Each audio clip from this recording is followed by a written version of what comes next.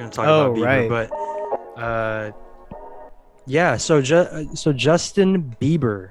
We're going to go ahead and talk about the Biebs' most recent album, Justice, in which he decided to make a stand against white supremacy with this Martin Luther King interlude. We'll get to that in a bit. Yes. Yeah, what'd you think of this album? Yeah, I think Justice. the first thing I saw from this album was his Tiny Desk performance of Peaches.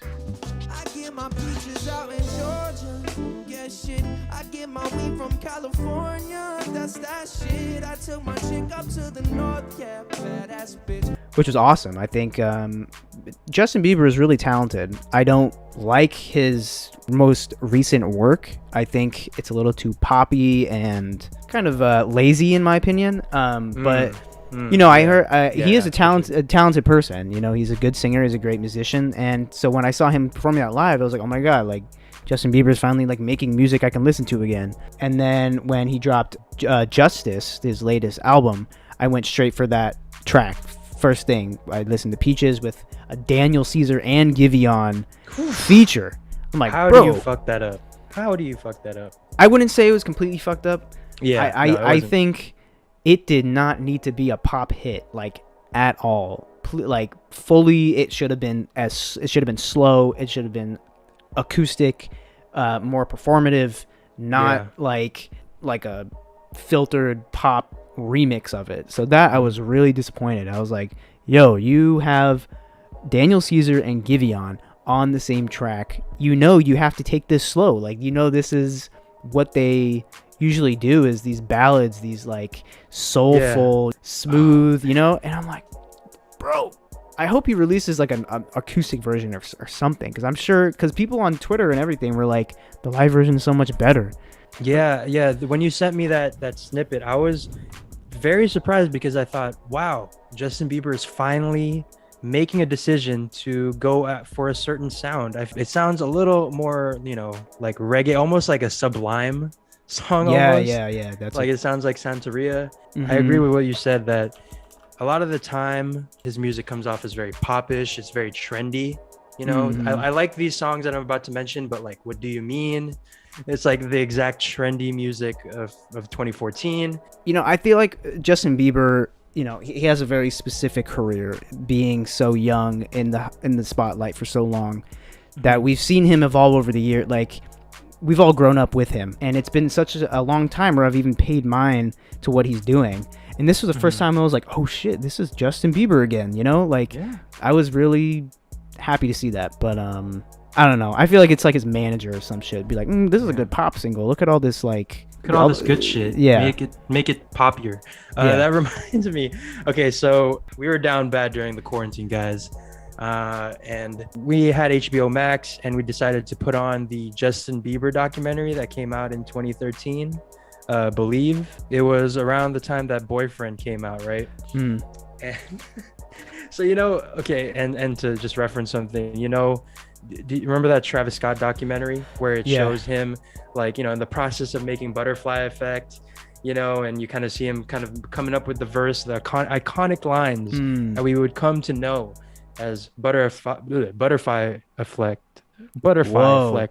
Jesus Christ, man. And you get to see him produce it and everything. So cut to this Justin Bieber documentary, right? And we're obviously seeing the fans and their reactions to everything. And it's like, wow, this is a cult. And it cuts to them in the studio, and then you see these guys that are getting interviewed. They're producers. will.i.am from Black Eyed Peas is there, and they're interviewing them, and they're like, yeah, like sometimes I'll be in the studio at 3 a.m. and I'll just see him putting pen to paper, writing down the stuff that we would come to know as some of the iconic songs we've listened to. And with Justin, it starts with a pad, a paper, and a pen, and a melody in his head that's probably been there a very long time, and he just needs to get it out. And it cuts to him in the studio, and he's going, Swag on you, chilling by the fire while we eating fondue. Yeah. This man said, say hello to falsetto in a song, and you haven't thrown him out of the culture That's funny. yet. So I have no idea what why Bieber is still going on. And also, why is Bieber putting a Martin Luther King interlude on this thing? That was weird. I never want to hear a Martin Luther King on a Justin Bieber album ever again. Grace, he really said, I have the power of God and MLK on my side. Yeah, like, I don't know, man. Like, that was a little weird. I was like, what does MLK have to do with Justin Bieber? You know, like, where does that fit in? I don't know. Maybe he's trying to. I understand if he's trying to be woke or something like that. But I'm like, not the time. You can't really, like, really gonna say MLK interlude. Like, do not be playing no voicemail MLK left you. Like, I don't want to hear it. It kind of encapsulates how lazy Justin Bieber really is when it comes to his music, because, you know, like you were saying, a lot of his music just feels generated. It's not, you know, homegrown, homemade, you know, cooked up. And there's a way to bring acknowledgement to the Black Lives Matter movement that's been going on for a while now.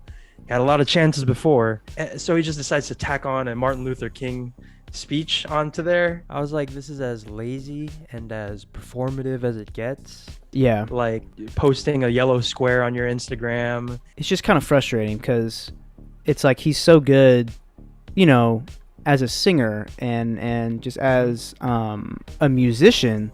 It's just what his mind goes towards to write music about.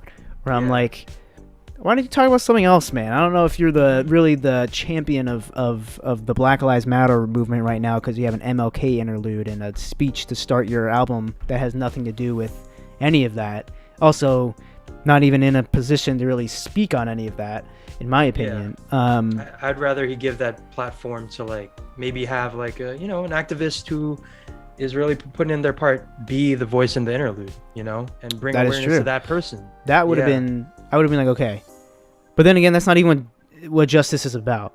Like, like if we think about Peaches or any of the other cuts on this album, it's a lot about like, oh, I like girls, they like me, I like God. My fame is taking a toll on me. Yeah, I'm married now. Like, that's basically what he talks about. I'm like, okay. By the way, remember when he said that he was dedicating his next single to his wife after coming out with this whole like religion rollout, and then that song was Yummy? That's what it was? Yeah, that was the single that it was apparently dedicated to his wife. I would be fucking pissed if I was his wife. He could have wrote a ballad. I mean, listen, when he was 14 years old, he was writing ballads to girls in high school, middle school, and then he's finally married and he's like, you got that yummy yummy. That's all you can say? Yeah, that was for me the swag. Kiss swag on you. Yeah. Say hello to falsetto. Really said that. I can't get over that. That's like the lyric that lives in my head rent free, just the same way that Bruno Mars was. I still don't know the lyric, even like verbatim. Yeah. But you guys know the one, something about kissing with your eyes wide open. Have you listened to enough that you feel like you can give it a quick rating? I'll be honest. I listened to it on a drive, so I was like, it was just kind of going. I definitely listened to like 8 songs, which is like half. So, but I feel like that's kind of enough for me to understand the whole project. Yeah. Honestly, I was just looking for that Giveon and Daniel Caesar feature. There's a couple other features on there, right? There was like there was a lot of features. Hey, Dominic Fike. Yeah, Dominic Fike feature was pretty good. The Burna Boy feature, Loved by You, was good. In general, I find all the feature tracks to be the only good parts. That's what I was gonna say. Is like really the features kind of carry. I don't know. Justin, I feel like needs to. It's like every time Justin's on the brink of like, oh, this could be different. It's like turns out that it's not. I'm like, it's all poppy. Like I want to hear the strain in your voice. You know, I want to hear what you're really thinking. Like, don't disguise that as a pop single every time. Or he has a lot of soul in his voice, and I would actually like to hear it in his songs. Yeah, that would be nice. I think it's a crime that Holy was included on this track list. Not a fan of that song. I'll tell you right there. Yeah. Somebody. Have you listened to Somebody? Let me see. Not Somebody to Love. That's a classic Justin I was Bieber gonna, song. yeah. But Somebody. I don't think I got to that one.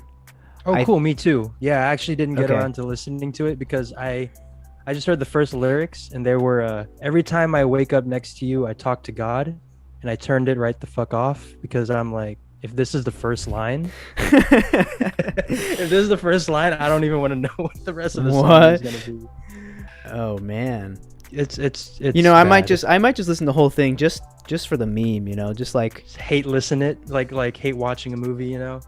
yeah, I'm gonna be like, damn, bro, this is what feels like he loves God more than his wife. You know what I mean? Which actually, now having Holy on here makes sense. It does. Honestly, Chance the Rapper and Bieber are kind of like They're kind of on the two peas in a same pod. wavelength right now. Yeah, two sides of the same coin. Yeah, overall, I'm gonna give this.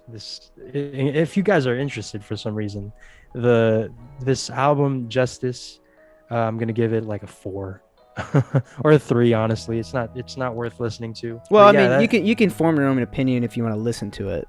yeah, obviously. I mean, it's not worth for me to revisit again or re-listen to it Yeah. again. I feel like I've heard enough. Probably just gonna listen to Peaches. Right, And the yeah. Dominic Fike song, and that's kind of it. I'll check out the Kid Lowry track. I'll probably look at the feature cuts on there. But yeah, I'll give it a 4. A little bit higher just because it was a little bit different. That's the only reason why. I think it was better than Changes, but not really what I thought it was going to be, especially if I'm just going to listen to that snippet over and over, or I'm going to play that video over and over. I have been for the it's last, so it's like, good. 2 I'm like, days. bro, this is where you got to go. Anyway, we'll let you guys know when we get to the moment where we're just going to fight on live, on air, you know, Still via Zoom. via Zoom. gonna Yeah, fight? be like, Yeah. Oh, minus 3 hit points. yeah, We're gonna have a Yu-Gi-Oh duel Yeah. live on the stream.